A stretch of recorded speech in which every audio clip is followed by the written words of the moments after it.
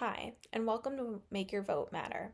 Today I will be discussing the House Bill 0139/Senate Bill 0159 and why it should not be passed. I'm your host, Annie Reed. Let's go.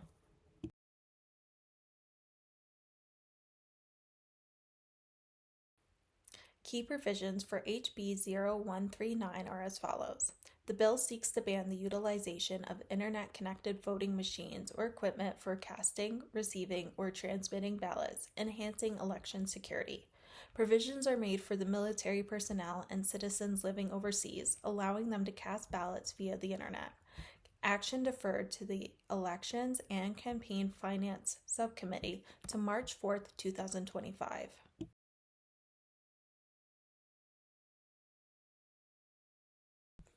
Tennessee House Bill 0139 aims to enhance election security by prohibiting internet-based voting, except for military personnel and citizens abroad.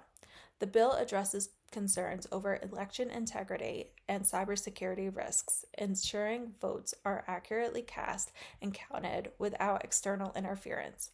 Public confidence in elections has fluctuated, often along partisan lines. A recent Gallup poll found a 56-point gap between Democrats at 84% and Republicans at 28% who have trust in vote accuracy. While 89% of voters trust local poll workers, confidence in nationwide election integrity remains lower. Concerns over foreign interference persist, with 67% of Americans believing outside governments may attempt to influence elections. Restricting internet voting aims to prevent hacking and unauthorized access while maintaining accessibility for groups. Historically, foreign interference allegations, especially from the 2016 elections, and growing partisan skepticism have shaped election security policies.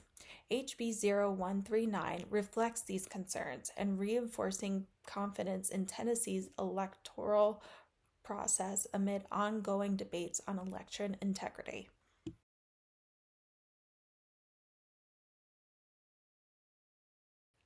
Preventing voting machines from accessing the internet prevents cyber attacks, hacking, and foreign interference, thereby increasing election integrity, reducing concerns over voter manipulation and election fraud.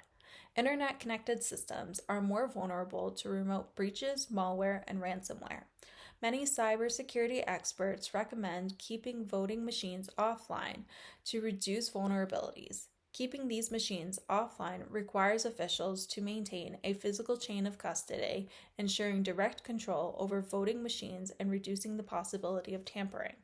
However, keeping voting machines offline means slower election results. Votes would need to be counted manually or through another offline labor-intensive means, thus delaying results. Moreover, election officials could face logistical challenges in transmitting and verifying results. Increasing reliance on manual processing for tabulating and transmitting results without connected systems increases the opportunity for human error and inefficiencies. HB 0139 could create a barrier for voting military personnel, people living and working abroad, and individuals who are homebound and can't access transportation. Lastly, transitioning to fully online setups would require additional investments in new technology and security measurements.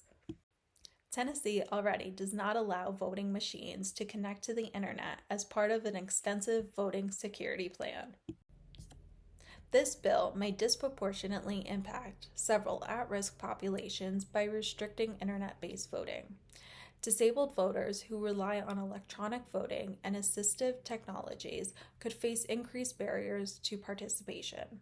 Rural voters, particularly those in remote areas with limited access to polling places, may struggle with in-person voting, especially if mail-in options are not viable. Elderly individuals with mobility challenges may find it difficult reaching polling locations, further complicating their ability to vote. While this bill makes exceptions for military personnel and some citizens abroad, restrictions on electronic bill transmission could still create obstacles for those needing efficient voting methods. Additionally, low-income individuals with limited transportation or inflexible work schedules may find it harder to cast their ballots. By removing internet-based voting options, HB 0139 could reduce voter turnout among these vulnerable groups, reinforcing existing barriers to electoral participation.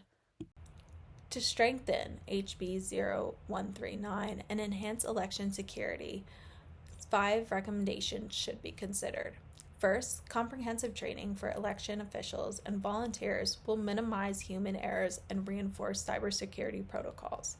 Second, regular security audits and vulnerability assessments, as recommended by NIST, will proactively address potential weaknesses. Third, transparent communication with the public will build trust in the electoral process, as supported by the Bipartisan Policy Center. Fourth, adopting uniform voting equipment standards will ensure consistency and reduce security gaps following the U.S. Election Assistance Commission guidelines. Lastly, continuous public education on election security will combat misinformation and empower voters. These measures will enhance the policy's effectiveness, ensuring secure and trustworthy voting systems. For example, in Colorado, it ensures election security by disabling Wi-Fi capabilities on older voting machines during controlled updates and transitioning to newer machines without Wi-Fi. This prevents unauthorized access and strengthens election integrity. The NASW collaborates with organizations like the Brennan Center for Justice to safeguard elections from cyber threats. While advocating for voter accessibility, the NASW opposes online voting without strong security measures to protect election integrity. Instead, it supports absentee ballots and provides resources to ensure a fair voter participation. House Bill 0139 seeks to prohibit the use of voting machines or equipment to cast, receive, or transmit election ballots via the internet, with exceptions for military personnel and citizens residing abroad. Sponsorship by Republican Representative Tom Warner and Republican Senator Joe Hensley, the bill has been endorsed by those who argue it strengthens election security by preventing potential cyber threats. However, opponents argue that the bill could hinder the adoption of modern voting technologies that improve accessibility and efficiency.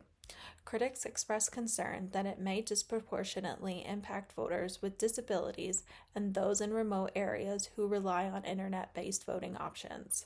Additionally, election officials responsible for implementing and managing voting technologies may face new restrictions as a result of the legislation. And on the next 2 slides are our references. Thank you so much. I hope you enjoyed our presentation.